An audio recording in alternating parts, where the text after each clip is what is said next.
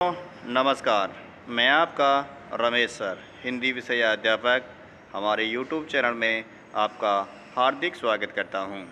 आज मैं आपके लिए व्याकरण मधु कक्षा 6 का पाठ 10 लेकर प्रस्तुत हुआ हूं।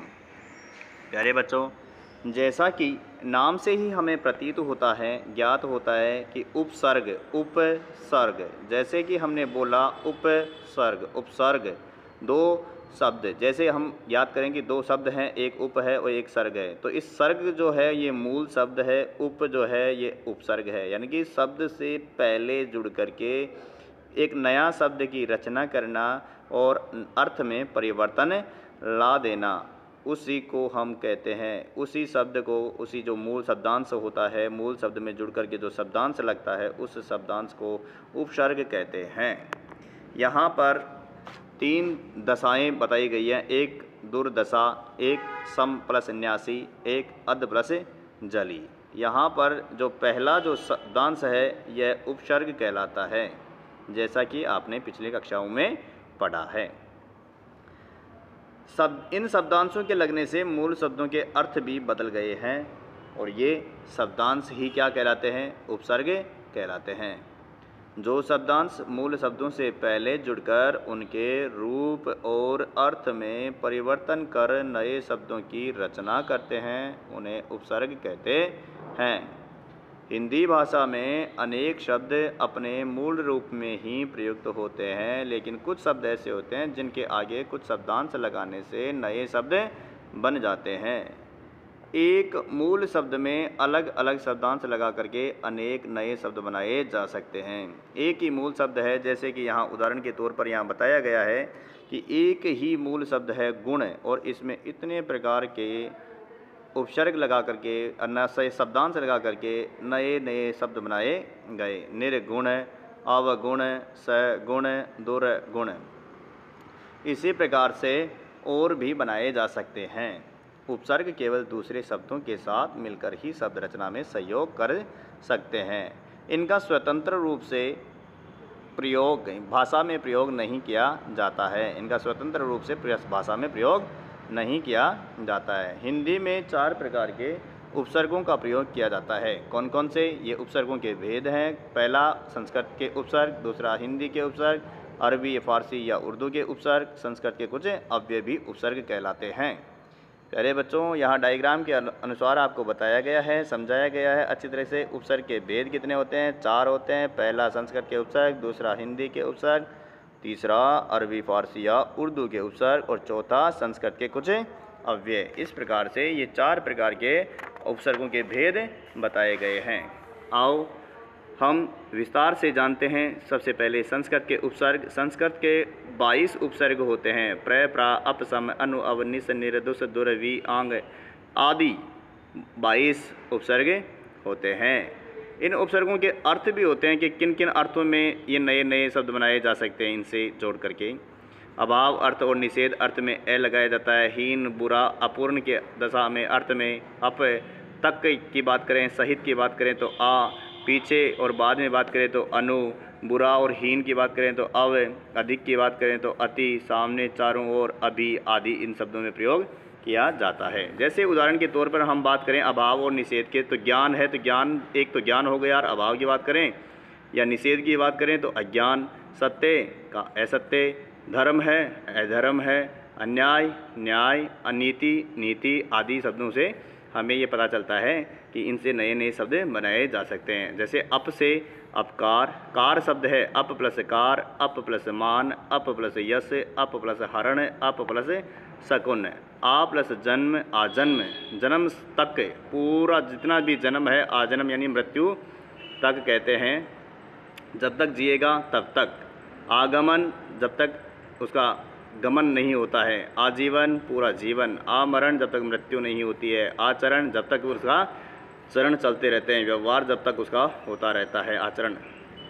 ऐसे इसी प्रकार से हिंदी के कुछ उपसर्ग इस प्रकार हैं। ए को, अन, अध आदि शब्दों को, आदि उपसर्गों को यहाँ हिंदी में प्रयोग किया गया है। ए का संस्कृत में भी प्रयोग करते हैं और हिंदी में भी प्रयोग करते हैं। ऐसे वही अकाल, अथाह, अमर, अचेत, अछूत, और विलोम शब्दों में भी प्रयोग होते हैं इसका। अन के बिना, रहित, अध यानी आधा, एक, ऊन यानी एक कम, कु यानी बुरा, सु यानी अच्छा, चौ यानी चार, भर यानी पूरा, नी यानी रहित या नहीं। इस प्रकार से इनका प्रयोग किया जाता है। जैसे चौका, चार की बात करें, चौराहा, राहा, चौर, चार, राहा, चौमासा, चौ मासा, चार मासा, चौकन्ना, चार कन्ना, चौगन्ना, चौपाई, चार पाई, जिसके चार पाए होते हैं चौपाई। इस प्रकार से भरा पूरा, भरपेट, पेट भरकर, भरमार, मार भर करके, पूरा, भरसक, पूरा भरसक प्रयास किया गया, भरपूर, पूरा। इस प्रकार से प्रयोग किए जाते हैं। कुछ उर्दू के उपसर्ग होते हैं जो मूल शब्द के साथ में लग करके, जैसे बे प्लस दाग, बेदाग, बे प्लस रहम, बेरहम, बे प्लस शर्म, बेशरम, बे प्लस कसूर, बेकसूर, ला प्लस इलाज, ला इलाज, ला प्लस जवाब, ला जवाब, ला प्लस परवाह, ला परवाह, ला प्लस पता, ला पता, ला प्लस वारिस, ला वारिस। बद, बद प्लस नाम, बदनाम, बद प्लस किस्मत, बद प्लस सूरत, बद प्लस बू, बद प्लस तमीज़। गैर हाजिर, गैर प्लस हाजिर, गैर प्लस कानूनी, गैर प्लस जिम्मेदार। खुश किस्मत, खुश प्लस किस्मत, खुश प्लस बू, खुश प्लस नसीब, खुश प्लस दिल। नालायक, ना प्लस लायक, ना प्लस समझ, ना प्लस बालिग, ना प्लस पसंद। इस प्रकार से ये उर्दू के उपसर्ग हैं। कुछ यहाँ उपसर्ग की तरह प्रयोग किए जाने वाले संस्कृत के अव्यय होते हैं। जैसे सत्य, सत्य अच्छा अर्थ में प्रयोग किया जाता है। अंतर, अंदर के प्रयोग किया जाता है। चिर, बहुत समय के लिए प्रयोग किया जाता है। पुनः, फिर के लिए प्रयोग किया जाता है। सहित के लिए प्रयोग किया जाता है। जैसे कि यहाँ पर बात करें, सत्य प्लस जन, सज्जन, सत्य प्लस कार, सत्यकार, सत्य प्लस संग, सत्संग, सत्य प्लस कर्म, सत्कर्म। अंतर प्लस राष्ट्रीय, अंतर्राष्ट्रीय। अंतर प्लस आत्मा, अंतरात्मा। अंतः प्लस करण, अंतःकरण। चिर प्लस स्थायी, चिरस्थायी। चिर प्लस आयु, चिरायु। चिर प्लस जीव, चिरंजीव। चिर प्लस काल, चिरकाल। पुनर् प्लस जन्म, पुनः प्लस जन्म, पुनर्जन्म। पुनर् प्लस निर्माण, पुनर्निर्माण। पुनः प्लस मिलन, पुनर्मिलन। सहर्ष, सहर्ष। सकुशल, सकुशल। सजल, सजल, सजल। प्यारे बच्चों, हमने इस पाठ में क्या समझा, क्या सीखा? मूल शब्दों से पहले लगकर नया शब्द बनाने वाले शब्दांश को क्या कहते हैं? उपसर्ग कहलाते हैं। उपसर्गों का स्वतंत्र प्रयोग नहीं किया जा सकता है। जैसे कि हम बात करें पुनः, चिर की बात करें तो ये स्वयं कोई प्रयोग नहीं कर सकते हैं। हिंदी में 4 प्रकार के उपसर्गों का प्रयोग होता है। हिंदी में कितने प्रकार के? 4 प्रकार के उपसर्गों का प्रयोग होता है। आओ करके देखें। तो प्यारे बच्चों, इसके प्रश्न उत्तर हम करके देखते हैं। उपसर्ग किसे कहते हैं? उदाहरण सहित समझाइए। तो प्यारे बच्चों, इस का उत्तर आपको यहाँ मिलेगा। जो शब्दांश मूल शब्दों से पहले जुड़कर उनके रूप और अर्थ में परिवर्तन कर नए शब्दों की रचना करते हैं, उन्हें उपसर्ग कहते हैं। जैसे दूर प्लस दशा, दुर्दशा। सन प्लस न्यासी, सन्यासी। अध प्लस जली, अधजली। पहला, उपसर्गों से किस प्रकार नए शब्दों की रचना की जाती है? उदाहरण देकर समझाइए। तो प्यारे बच्चों, दूसरा आपका यहाँ पर उत्तर है, मूल शब्द, एक मूल शब्द में अलग अलग शब्दांश लगाकर अनेक नए शब्द बनाए जा सकते हैं। जैसे मूल शब्द क्या है? गुण। शब्दांश कैसे हैं? ये। और नए शब्द कैसे हैं? ऐसे। तो आपको इसी डायग्राम के अनुसार आपको ये उत्तर बनाना है। अगला प्रश्न, उपसर्ग कितने प्रकार के होते हैं? तो प्यारे बच्चों, इसका उत्तर यहाँ पर है। उपसर्ग हिंदी में 4 प्रकार के उपसर्गों का प्रयोग किया जाता है। संस्कृत के उपसर्ग, हिंदी के उपसर्ग, अरबी, फारसी या उर्दू के उपसर्ग, संस्कृत के कुछ अव्यय। प्यारे बच्चों, पहला प्रश्न कंप्लीट हो गया है। निम्नलिखित प्रश्नों के संक्षिप्त उत्तर लिखिए। ये आपको HW कॉपी में लिखना है। निम्नलिखित शब्दों में से उपसर्ग और मूल शब्द अलग करके लिखिए। ये बुक वर्क आपको बुक में ही करना है प्यारे बच्चों, और आपको समझना है। सुयोग, सुयोग बोलने से ही पता चल जाता है कि उसमें कौन सा उपसर्ग है। प्यारे बच्चों, आपको प्रैक्टिस करनी होगी इन उपसर्गों को कैसे याद किया जाए। इसके लिए जैसे सुयोग, सुयोग, तो सु उपसर्ग है, योग मूल शब्द है। प्र प्लस गति, प्रगति। प्रत्यक्ष, प्रति प्लस अक्ष। लापरवाह, ला प्लस परवाह। विज्ञान, वी प्लस ज्ञान। 29, उन्न प्लस 30। विशेष, वी प्लस शेष। कम्मा, नी प्लस कम्मा। इस प्रकार से आपको बोलने से ही अभ्यास हो जाएगा और आप जान जाएंगे कि इसमें कौन सा उपसर्ग है। यहाँ थोड़ा डिफरेंट है, तो यहाँ पर संधि भी हुई है, इस वजह से यहाँ डिफरेंट लगता है आपको। ऐसे ही आगे देखते हैं, निम्नलिखित शब्दों में दिए गए उपसर्गों में से उचित उपसर्ग लगाकर दो दो नए शब्द बनाइए। जैसे बल शब्द है, बल में कोई भी दो यहाँ पे बताए गए हैं, ये उपसर्गों का प्रयोग करना है आपको, वी, प्र, अप, निर, लेकिन अर्थ होना चाहिए उसका। जैसे बल में हमने लगाया वी, विबल नहीं होता है, प्र लगाया प्रबल होता है, अबल, अबल भी नहीं होता है, अपबल नहीं होता है, निर्बल होता है तो निर्बल। गुण, यहाँ पर गुण जो है यह सब थोड़ा कम जचता है, इसकी जगह अव होता तो बेटर होता, लेकिन यहाँ पर नहीं है तो हम अगुण कर सकते हैं और एक इसका निर्गुण कर सकते हैं। या विगुण नहीं हो सकता, अपगुण नहीं हो सकता, प्रगुण भी नहीं हो सकता है। इस प्रकार से प्यारे बच्चों, तो आपको यहाँ पे अगुण ही करना है। वैसे होता है गुण का अवगुण होता है।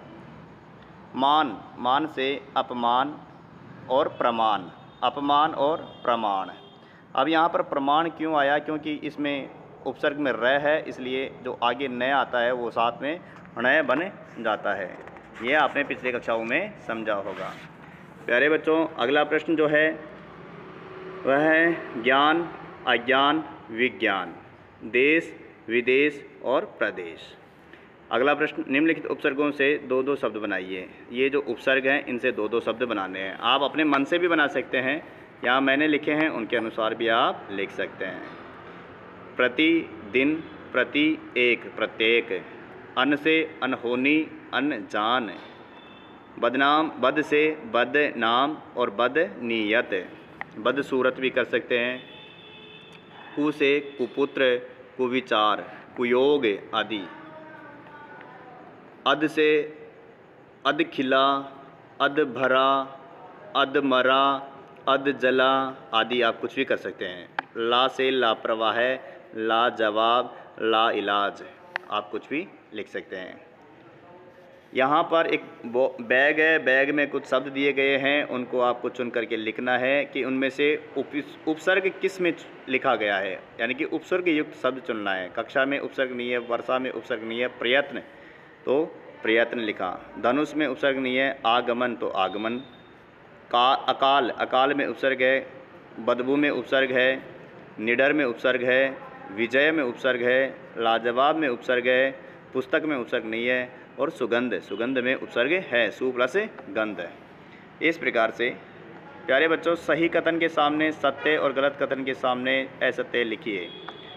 चलिए, शब्दांशों का अर्थ नहीं होता है, सत्य बात है, ये सही बात है कि शब्दांशों का कोई अर्थ नहीं होता है। ये किस अर्थ में प्रयोग किए जाते हैं ये ज़रूर बताया जाता है, लेकिन इनका खुद का कोई अर्थ नहीं होता है।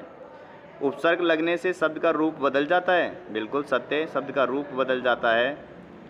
उपसर्ग शब्द होते हैं, असत्य, उपसर्ग शब्द नहीं होते हैं। उपसर्ग लगने से शब्द का अर्थ नहीं बदलता है, असत्य, बदल जाता है, अर्थ बदल जाता है, तो ये असत्य है। उपसर्ग शब्द के अंत में लगते हैं, नहीं, उपसर्ग शब्द के पहले लगते हैं, तो ये भी असत्य है।